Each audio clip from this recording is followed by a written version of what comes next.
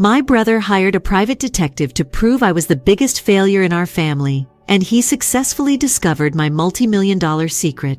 So, our family had to hold an emergency meeting during dinner. My two siblings and I grew up in this charming tiny town, and I am the middle sibling. Everyone there is acquainted with one another, which is sometimes an advantage and sometimes a drawback. My dad is the kind of man who works extremely hard all the time, but he's not the kind to talk about his feelings or anything. And now he's considering retiring and hanging up his boots. Conversely, my mother is the total opposite. She has always taken care of the house and has adhered to the traditional values that she was raised with. Both of them come from devout and conservative backgrounds. I cherish them. I mean, they're my parents. However, I've always felt that I fell short of their expectations. It hurts a little that they appear to view me as the family letdown. My elder brother is the next in line. He truly is the family's golden boy. He married a pretty but reserved woman at the age of 40, and he settled down. She seems to be very silent and lacks anything to say. Their two sons are passionate about sports, especially the kind where you could get a few bruises. They can be a bit of a handful and over the top, to be honest. Definitely not the quiet, collected ones. My brother works as a car salesman at a nearby dealership. He appears to believe that it is his responsibility to mentor me in doing what he has decided to do as an adult. However, it seems more like he regards me as like I'm something he can't handle by himself, as if I'm in continual need of assistance and ought to be incredibly appreciative of whatever attention he offers. He gives advice all the time, but it usually comes off as him bragging about how wonderful he thinks his life is. He enjoys taking pride in his large home, expensive vehicles, and trophy-like wife. He continues to construct a picture of this ideal existence, talking about his athletic children, his powerboat, and his ATVs. I feel like the odd one out even more because of that. I was the child in school who was too sensitive, often moved to tears, and always came up with reasons why things didn't work out for her. School was really difficult. I was not one of the tough, sporty people. I was not one of those huge, strong guys that like playing rough and tumble. Rather, I became the object of jokes and was never truly included in anything, which made me feel even more alienated. I get it completely. I have asthma, much like a lot of other youngsters in my community. The really bad news is this: my folks don't think asthma is a serious medical condition. In addition, I have struggled with depression for as long as I can remember, and I was never the type of child who could throw a football straight or run down a field. This did not alleviate my parents' incessant comparative remarks. They would frequently comment on how I wasn't as intelligent or gregarious as my older brother. I had a difficult time and graduated from high school with a 2.5 GPA, which is mediocre. I started college after managing to build up some cash, but things didn't work out, and I left in my second year. This choice became a hot topic of discussion, not in a positive sense. Next is my younger sister. She was essentially the family's princess, and because I moved out when she was a teenager, I don't know much about her. My feelings for her are mostly based on my observations of her as an adult. She's only a little overindulged. She's not a nasty person at all. She often treats me the same way my brother and parents do, most likely because it's less difficult than being the intended victim. She married at the age of 19, had a lavish wedding, and currently has 3 children. Her middle child is the one with whom I identify the most. She's also the middle kid, so I suppose I see a little bit of myself in her because she is frequently teased, perhaps because her challenges are similar to mine. I feel as though I understand hers more. I truly started to embrace my nerdy, introverted side when I graduated from college. I was hired by a comic book and game store in my neighborhood, which I really enjoyed working at until it closed more than 7 years ago. My parents still discuss it like I work there now, in spite of that. But meeting another geek with big plans made my time there worthwhile. We co-founded a tech support company that prospered greatly. My business partner eventually made the decision to include the sale of our company to a bigger company in the agreement. Cash and stock options were used to buy me out, and the stocks turned out to be quite profitable. I made several wise investments and even launched a couple additional side ventures, many of which were very successful. I try not to boast too much, but I have amassed assets that are valued at more than $1 million. I now lead a brand new private startup as its CTO. I'm financially successful, but I lead a quite modest life. I have been driving a 15-year-old Saturn. All of the furniture in my modest 2-bedroom home in a great neighborhood is secondhand. I'm not dating anyone right now. I visit my therapist on a regular basis and lead a busy life. Fighting alcoholism is one of my continuous struggles, which is difficult because, similar to my melancholy and asthma, my parents don't think it's genuine. They believe it to be entirely mental. Despite the ups and downs in my life, I've been able to forge a successful route for myself, even if it's not what other people would anticipate or comprehend. Every Sunday night, my parents want me to be at their house for supper. But it's not just a brief journey. Since they reside on the opposite side of the state, it will take them 90 to 120 minutes to get there each trip. That consumes almost half of my weekend. Nevertheless, they seem to believe that I wouldn't have anything better to do with my time if I were unmarried and what my brother likes to call a mental case. These meals might be somewhat difficult. I sit there for 3 hours getting unsolicited advice on how to be a good adult, get married, and have a family. Or I listen to forced comments on my brother's most recent huge sale at the car dealership. I can always count on it to be the talk of the table the next time I miss one of these dinners. They've never called me a moocher explicitly, but the insinuation is there, which is annoying and puzzling. When I speak with my therapist, I must admit that I frequently wonder why I continue to attend these events. Up until lately, my family has either reduced or distorted every success I've had into something unpleasant. Back home, everyone still believed that I worked at the now-closed game store. My brother had a good career and was perceived as more mature and outgoing than me, so people constantly looked down on me from my previous retail work. Because of this difference, it was difficult for me to tell my family members back home about the real situation of my life and my accomplishments. Comics and games were usually dismissed as juvenile pastimes. I truly am an expert in technology, therefore I always try to bring it up. My brother used to talk over me, acting as though I was ignorant. Usually, I just listened to him babble. Even though I could tell he was talking gibberish, I was afraid to correct him. I didn't want to have to defend my area of expertise, which would ultimately force me to elaborate on my work. I believed that deep down, I was afraid that they wouldn't respect my career and that it would cause them to view me differently overall. I'll admit that I've been a bit of a disaster, but last month, everything was different. My brother managed to obtain some of my personal data in some way. In reality, he engaged a private investigator to conduct what he purported to be a background investigation on my employment. I had a feeling that he was preparing an intervention with my parents. What they found totally caught them off guard. They discovered my true financial worth, that I wasn't residing in some dilapidated apartment, among other sensitive information, in particular because security is a part of my job. After connecting the dots, I even received alerts about certain fraudulent efforts to obtain my credit report. I deduced the cause of the incident. Everything has come to light as a result of this revelation, and I now have to deal with my family's unanticipated change of opinion of me. It's a lot to take in, especially in light of the misconceptions and undervaluation that have pervaded my relationship with them for such a long time. My family's finances were investigated by the same private detective business because I was so incensed over the invasion of my privacy. My brother was, as it turned out, living much over his means.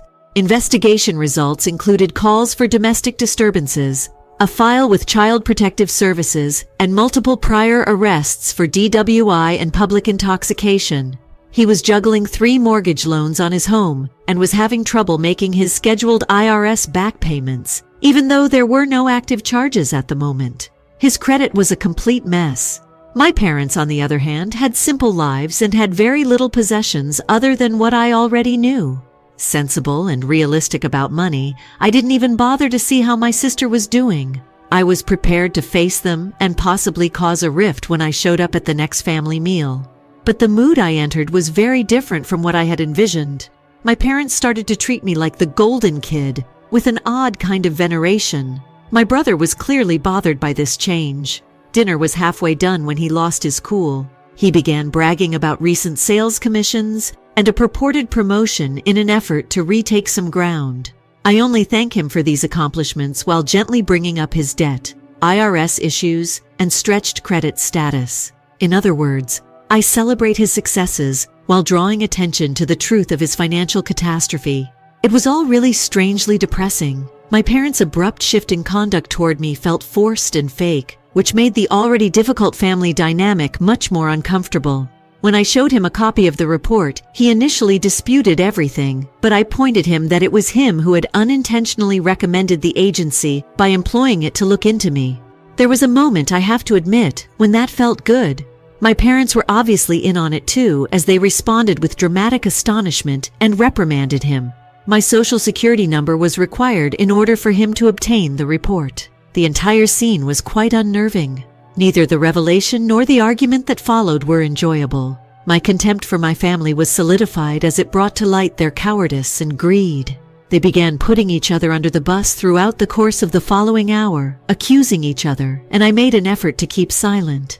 Every now and then they directed their annoyance at me, and I would shrug or give a casual one-word response.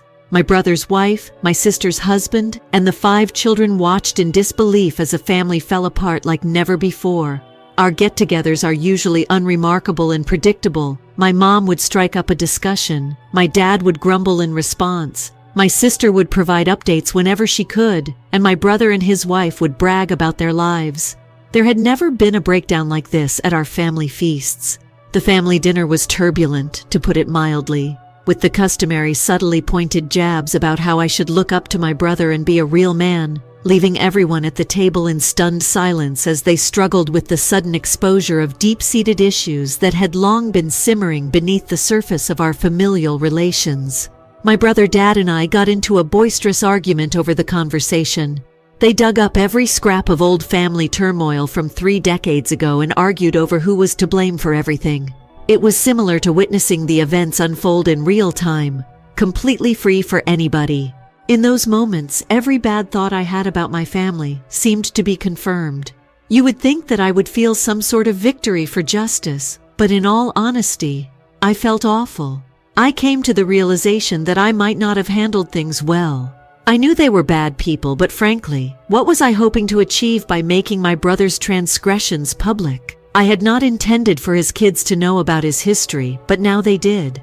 When my brother Red became enraged and yelled at me, the night came to a head. He accused me of being the cause of all the family's issues, saying harsh things like, "You should have never been born." Not only were his remarks startling at the time, but I also saw my parents attempt, in a frenzy I had never seen before, to calm him down. They tried to step in, but they never really took responsibility for the way they had treated me over the years.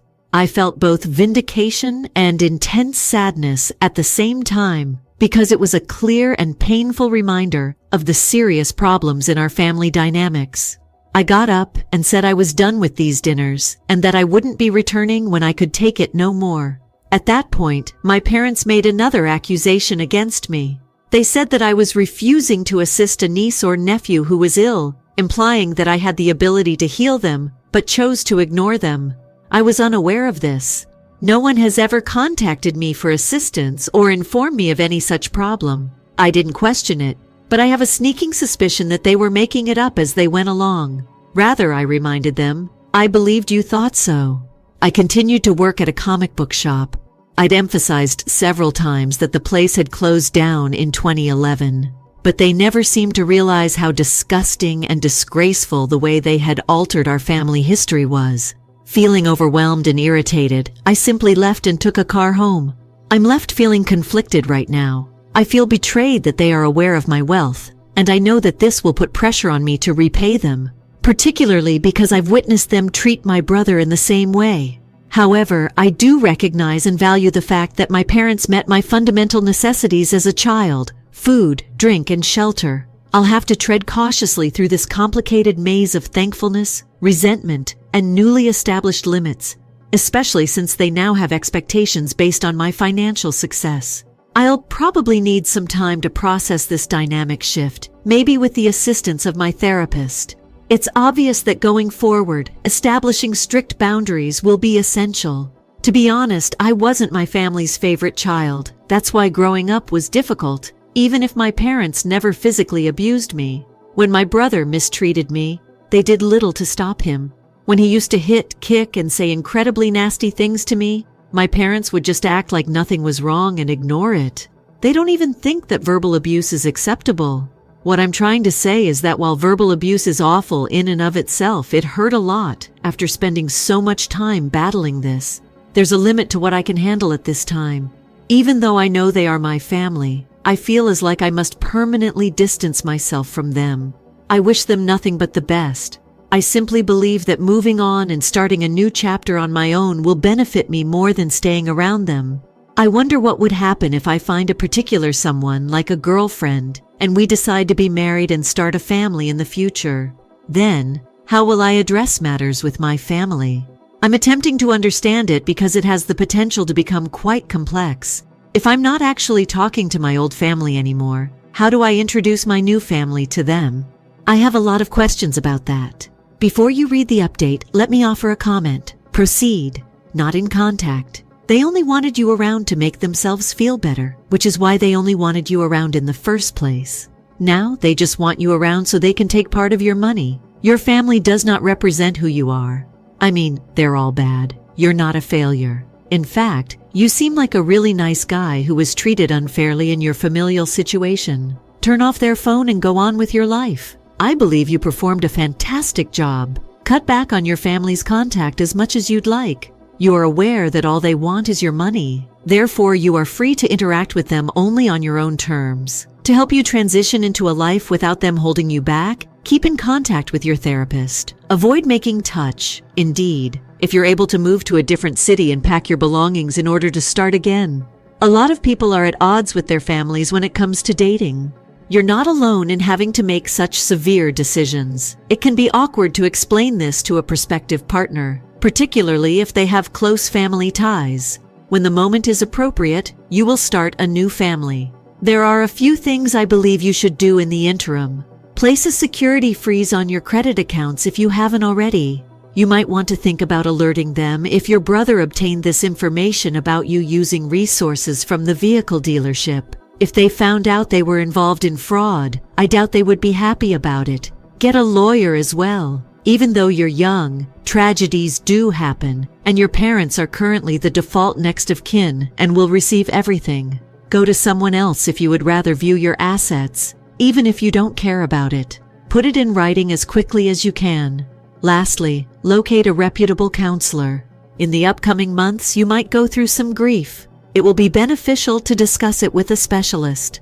After that huge dinnertime showdown, update dude, returning home by car seemed like leaving a war zone. Only my thoughts and I were zipping through the night on the peaceful road. As soon as I came into my driveway, I realized that something needed to shift. I had to stop hosting these dinners for the family, not unless I lose my mind. I remained to myself during the next 2 weeks, concentrating on my career and mental health. The technology devices and comics I had lying about my house weren't merely eye candy. They served as my haven. In order to figure out how to distance myself from my family without alienating them entirely, I intensified my therapy sessions. Dr. Bennett, my therapist, was invaluable in helping me establish boundaries. He guided me through techniques that were more akin to creating a fort than erecting a wall. As the temperature increased, my thoughts began to stray into the future, namely in regards to relationships. After spending some time alone myself and being single, I began to feel as though meeting someone wonderful was not only feasible, but also likely. And then Eva appeared in my life, straight out of a comic book. At a tech conference, we got together. I became engrossed in her lecture about cybersecurity, not only by the subject, but also due to her charm. She understood me, was intelligent and grounded. She also had a love-centered perspective on families, but with steely limits. The unspoken issue when Ava's situation became more serious was how to introduce her to my family's circus. We'd talked about how to manage it over pizza on many an evening. We decided to keep family get-togethers informal, visible, and brief. Was even willing to support me, which changed everything. Our first events were coffee dates. It was with Eva that I reintroduced myself to the family get-togethers. The first few times were really awkward, as one could expect. My parents were extremely courteous, cautious around me as if I could suddenly go away. My brother, on the other hand, seemed to be trying to say a million things but was having trouble finding the right words. However, my sister and her children were a welcome change of pace. Eva immediately won over her middle child, who was so much like me. We started to get into these coffee dates. They resembled quick trips into family territory, swift entry and exit. I was able to reconnect without being sucked into the turmoil. Surprisingly, it began to function.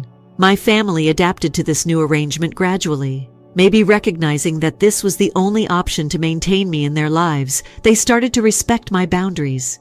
Even as I got nearer, I began to consider the long term more. How might our future appear? I saw us creating something strong, a loving and respectful family foundation, not duty and shame. But I was aware that there would be challenges along the way. Eva and I were strolling by the lake one summer evening when we discussed the possibility of moving in together.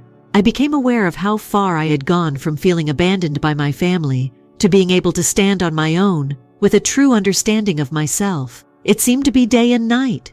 I'm cautiously enthusiastic about the future. I'm aware that the journey ahead will be rocky. Heck, crater-sized potholes might exist. But I think I'm ready with Ava.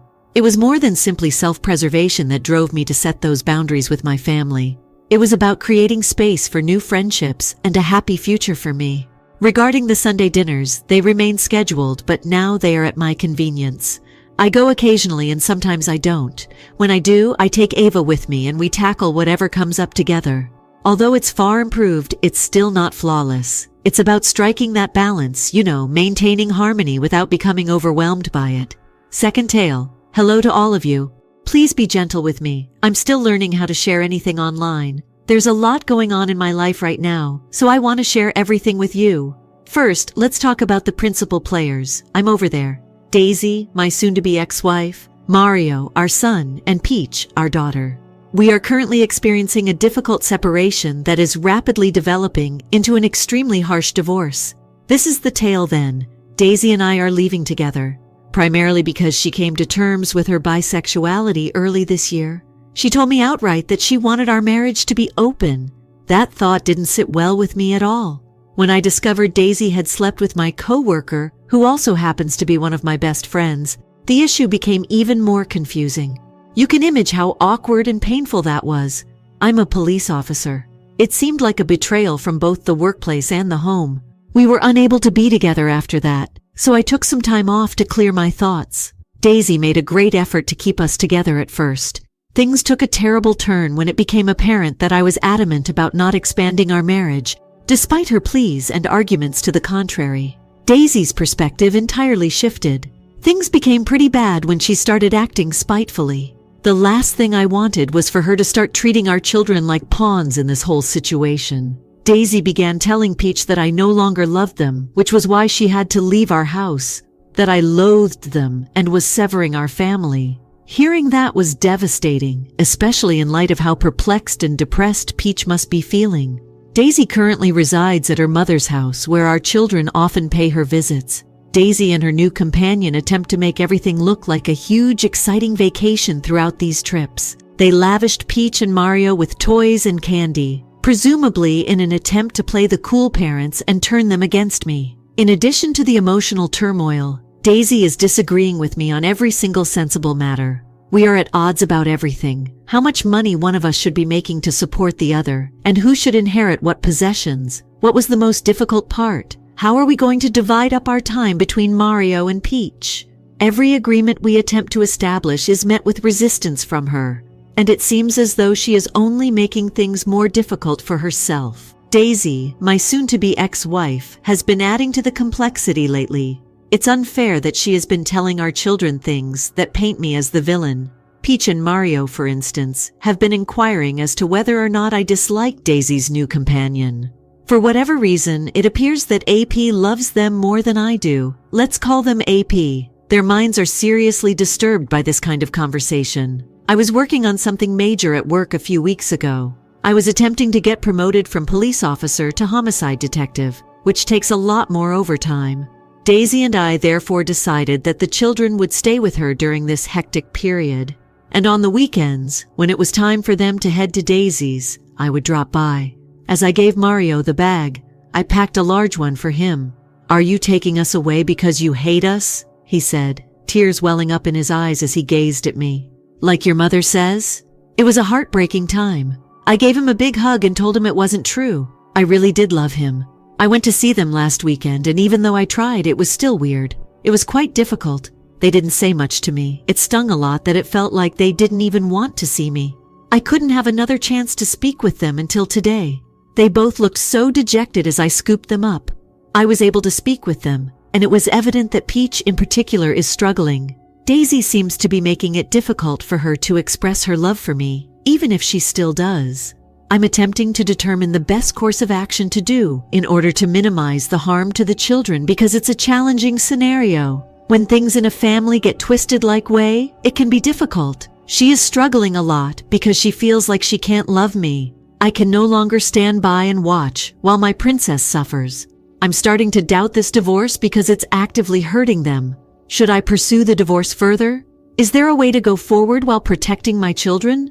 Shall I just accept it and stay? The comment will now be made. You must immediately disclose all of information to your divorce lawyer. This is parental alienation, and although it will probably be difficult to enforce, a judge will probably order that it stop. Thus, you must act immediately and continue acting upon this.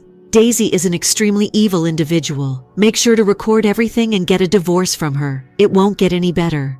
Things will only get worse if you stay. This is parental alienation, dude, and it's a major factor in why my friend was granted custody of his child, since this was what his ex-wife was doing. Quickly get an attorney involved and document this, and treatment for the children. What a terrible person your ex is. Don't give her your children anymore. Inform your attorney of her actions and that your children are not spending time with their mother unsupervised. In addition, I would inform CPS about your ex's treatment of your children by calling them. For the love of your children, this is a never return the favor to her.